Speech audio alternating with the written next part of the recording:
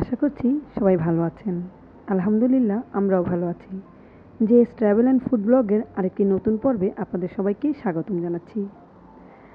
আপনারা ইতিমধ্যেই দেখেছেন আমরা কিভাবে ঢাকা থেকে চিটাগং গিয়েছিলাম এবং কী করেছি। আজকের পর্বটি হচ্ছে আমরা চিটাগং থেকে কোথায় যাচ্ছি, সেখানে কী করলাম সেই বিষয়ে বিস্তারিত। আর হ্যাঁ, মূল ভিডিওতে যাওয়ার পূর্বে একটি কথা বলে রাখছি, ঠান্ডাজনিত কারণে আমার গলাটা কিন্তু একটু বসে আছে, তার জন্যে অবশ্যই সবার কাছে ক্ষমা চেয়ে নিচ্ছি। তো চলুন মূল ভিডিওতে যাওয়া যাক। চিটাগং থেকে আমরা চলে গিয়েছিলাম বান্দরবনে।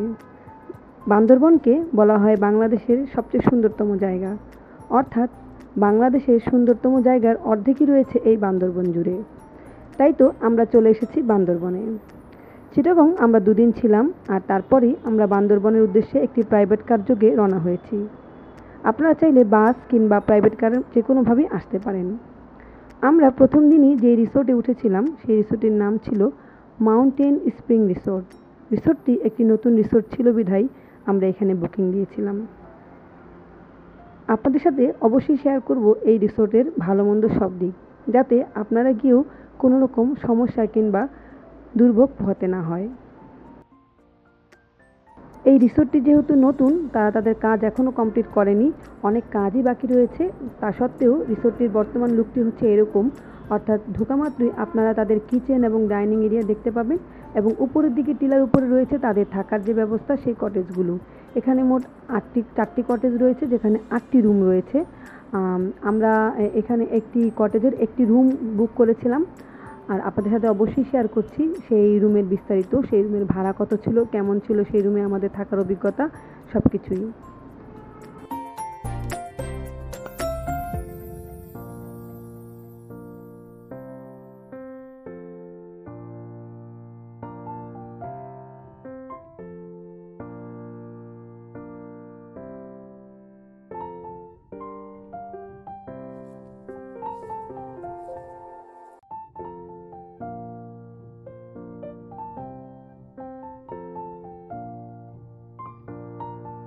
আমরা যেহেতু প্রাইভেট কার যোগে এসেছিলাম তাই কষ্ট হয়নি, উপরে একবারে সরাসরি আমরা গাড়ি নিয়ে চলে গিয়েছিলাম।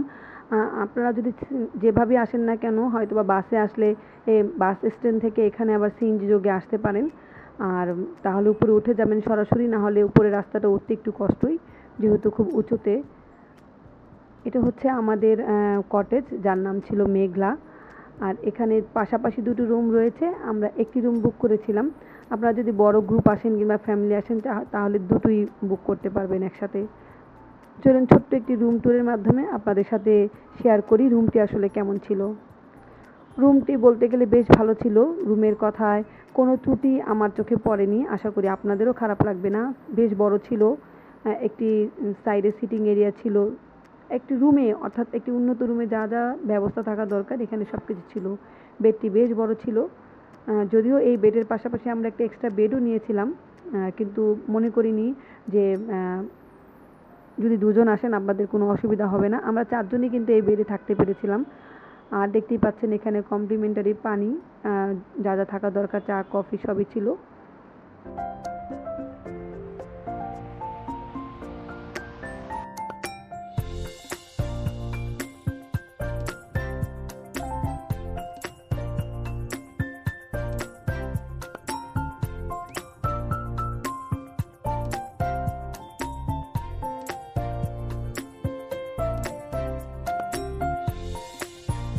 রুমের সাথে যে একটি বারান্দা রয়েছে সেই বারান্দা থেকেও কিন্তু আপনারা সামনের দিকের খুব ভালো একটি ভিউ পেয়ে যাবেন, আর আপনাদের ক্লান্তি দূর হয়ে যাবে আশা করি। এই রিসোর্টটি নতুন হওয়ার কারণে এই রিসোর্টের অনেক কাজ এখনও অসম্পূর্ণ রয়েছে। তাদের কাছ থেকে যতটুকু তথ্য পেয়েছি, এই সামনের যে গাছগুলো রয়েছে এখানে তারা এই রিসোর্টটি আরও বিস্তারিত করবে, অর্থাৎ এই গাছগুলো কেটে তারা এখানে রিসোর্টকে আরও বড় করবে, অর্থাৎ এই জায়গাটিও এই রিসোর্টেরই। তবে এখনই আমার ভালো লাগছে, আমি জানি না তখন আসলে গাছ ছাড়া কেমন হবে, হয়তো বা ভালোও হতে পারে।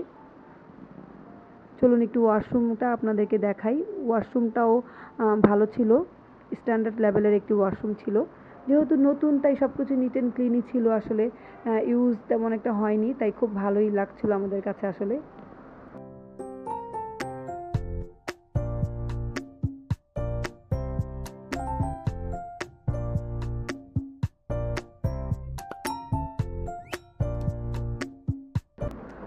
আমরা ফ্রেশ হয়ে আসলে চলে এসেছিলাম এখানে যে তাদের ডাইনিং এরিয়াতে। আমাদের খাবারের অর্ডার আগেই করা ছিল। আর হ্যাঁ, বান্দরবনের কিন্তু নিয়ম হচ্ছে আপনাদের খাবার অবশ্যই পূর্বে অর্ডার করতে হবে। বান্দরবনে আমাদের এটি দ্বিতীয় ট্যুর ছিল। আমরা কয়েক বছর আগেও একবার বান্দরবন গিয়েছিলাম, তাই মোটামুটি সব কিছুই আমাদের জানা ছিল। আমরা যা খেয়েছিলাম অ্যাভারেজ মানের ভালো ছিল। তবে আপনাদের সাথে বিশেষ কিছু জিনিস শেয়ার করার মতো তা হচ্ছে ওনাদের যেহেতু নতুন রিসোর্ট, সেই ক্ষেত্রে ওনারা অনেক পিছিয়ে রয়েছেন। আসলে সার্ভিসিং যে সিস্টেমটা, তাদের সার্ভিস সিস্টেমটা খুবই খারাপ, এবং রান্নার যে তাদের মেনু, সেই মেনুতেও সব কিছু আসলে অ্যাভেলেবেল নেই, খুবই লিমিটেড খাবার। আর সেজন্য আমাদের একটু ভোগান্তি হয়েছে। আর এছাড়া রিসোর্টের যে ওভারঅল লুক আপনারা দেখতে পাচ্ছেন, এটি হচ্ছে উপরের অংশটি, বেশ ভালোই লেগেছে আমাদের। বাচ্চারা একটু খেলাধুলাও করতে পারবে, আপনারা চাইলে বড়রা হাঁটাহাঁটি করতে পারবেন, আনন্দ করতে পারবেন, বসে গল্পও করতে পারবেন, সেই ধরনের আসলে ফ্যাসিলিটিস এখানে রয়েছে। শুধু তাদের সার্ভিসটার একটু কমপ্লেন আছে আমাদের, আর তাদের খাবারের তো কমপ্লেন বলে লাভ নেই। তাদের খাবারে অনেক কমপ্লেন, খাবারের সব কিছুই বলতে গেলে অ্যাভেলেবেল কিছুই এখানে নাই। তো আশা করছি তারা হয়তো পরবর্তীতে এই জিনিসগুলোতে নজর দেবেন, কারণ যে ধরনের প্রাইস তারা রাখছে, সেই প্রাইসে কিন্তু এখানে সমমানের যে রিসোর্টগুলো রয়েছে তারা এর থেকে বেশ উন্নত। আপনাদের সাথে সে বিষয়েও সামনের পর্বগুলোতে বিস্তারিত আলোচনা করব। আমরা এই রিসোর্টে একদিনের জন্যই বুক করেছিলাম, আর আমাদের একদিনের যে রুম রেন্টটা ছিল তা ছিল ৬,৫০০ টাকা। এটি একটি অফার প্রাইস ছিল। ওনারা বলছেন এই রুমের ভাড়া হচ্ছে ৮,০০০ টাকারও একটু বেশি। যাই হোক, আমাদের আসলে জানা নেই, আমরা ৬,৫০০ টাকা দিয়ে বুক করেছিলাম।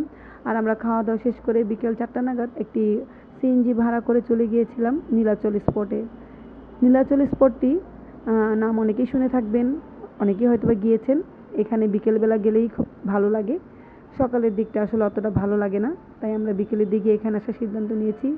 দেখতেই পাচ্ছেন আমি আমার ছানাপোনাদের সাথে এই নীলাচল যাচ্ছি, এবং খুব কষ্ট করে আমাকে হাঁটতে হচ্ছে। যারা নীলাচল গিয়েছেন তারা জানেন যে এখানে অনেকটা পথ হেঁটে যেতে হয়, গাড়ি মেন স্পট থেকে অনেক দূরেই নামিয়ে দেয় আসলে।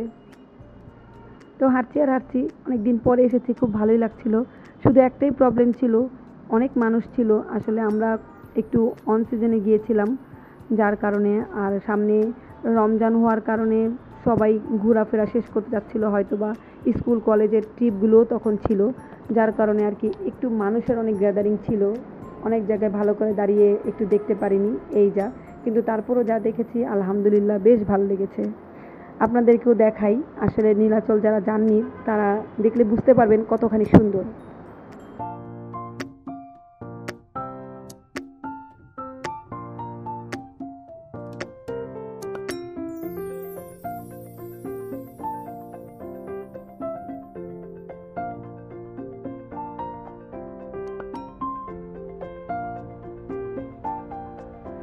যখন গিয়েছিলাম তখন এই ধরনের কোনো অ্যারেঞ্জমেন্ট দেখতে পাইনি।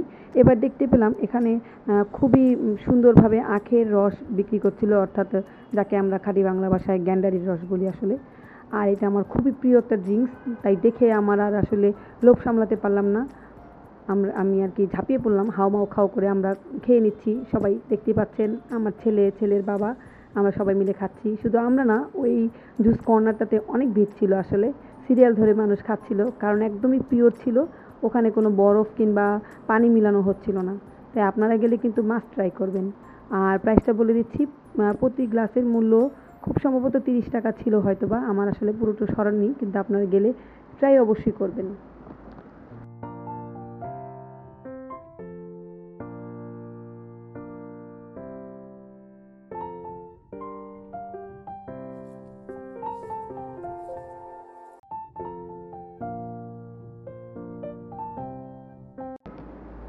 অনেক হ্যাকিং ট্রেকিং যাই বলেন না কেন, অনেক কষ্ট করে চলে এসেছি নীলাচল পর্যটক স্পটে। দেখতেই পাচ্ছেন খুব সুন্দর রংধনুর আকারে যে সিঁড়ি আসলে কালারিং করা হয়েছে, খুব ভালো লাগছে দেখতে, তাই না? আর এখান থেকে কিন্তু একই সাথে আপনারা কিন্তু সূর্য ডোবার যে অপরূপ দৃশ্য তাও কিন্তু উপভোগ করতে পারবেন। আর দুটো রাস্তা রয়েছে, একটি হচ্ছে এরকম, আর একটি হচ্ছে সিঁড়ি দিয়ে, যার যেভাবে সুবিধা সে সেভাবে যেতে পারেন। আমরা আসলে এভাবেই যাচ্ছি, কেন যাচ্ছি তা কিন্তু জানি না, কিন্তু যাচ্ছি।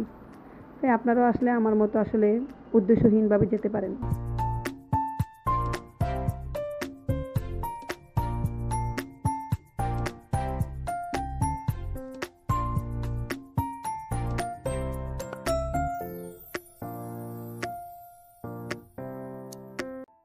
প্রকৃতির মাঝে গেলে মনটা খুব শান্ত হয়ে যায় আর সমস্ত ক্লান্তি গ্লানি সব কিছু দূর হয়ে যায়। মনের মাঝে আসলে কোনো দুশ্চিন্তাই থাকে না। তাই মাঝে মাঝে কিন্তু এমন প্রকৃতির মাঝে যাওয়া উচিত আমাদের সকলেরই। স্বাদ এবং সাধ্যের মধ্যে যার যতটুকু সেই অনুযায়ী যাওয়ার চেষ্টা করা উচিত।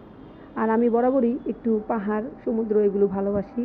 আর যখনই এই ধরনের কোনো জায়গায় যাই আমি একটু অন্যরকমই ফিল করি। আমার মনে হয় আমার মতো বেশিরভাগ মানুষেরই এই ধরনের আসলে ফিলিংস আসে। আপনারা গেলে অবশ্যই বিভিন্ন যে সুন্দর সুন্দর কর্নারগুলো রয়েছে সেখান থেকে অবশ্যই ছবি তুলতে ভুল করবেন না।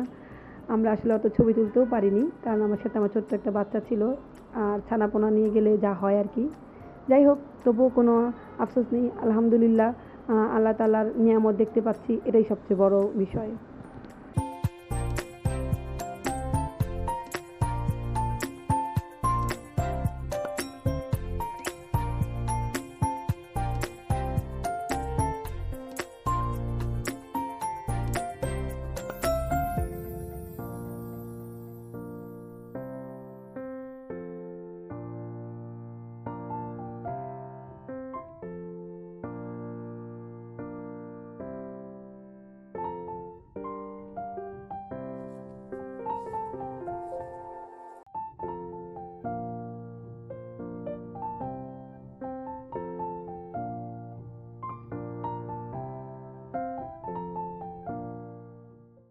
পাহাড় পর্বত সব দেখে আমরা অতি ক্লান্ত হয়ে চলে এসেছি আমাদের রুমে, বলতে পারেন আমাদের একদিনের বাড়িতে। রাতে কেমন লাগে আপনাদের দেখাচ্ছি। রাতে আসলে লাগার কিছু নেই, চারপাশে শুধু অন্ধকার আর অন্ধকার। আপনারা আর কিচ্ছুই এই রিসোর্ট থেকে ফিল পাবেন না।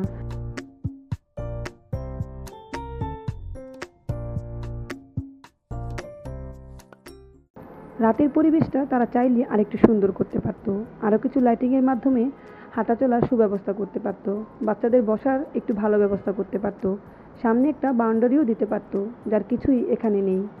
যাই হোক, এই রিসোর্টে আমাদের খুব বাজে অভিজ্ঞতা হয়েছে, যা আপনাদের সাথে শেয়ার করলাম। কেননা যেই ধরনের আসলে প্রাইস তারা রাখছে তার সাথে রিসোর্টের মানের কোনোই সম্পর্ক নেই।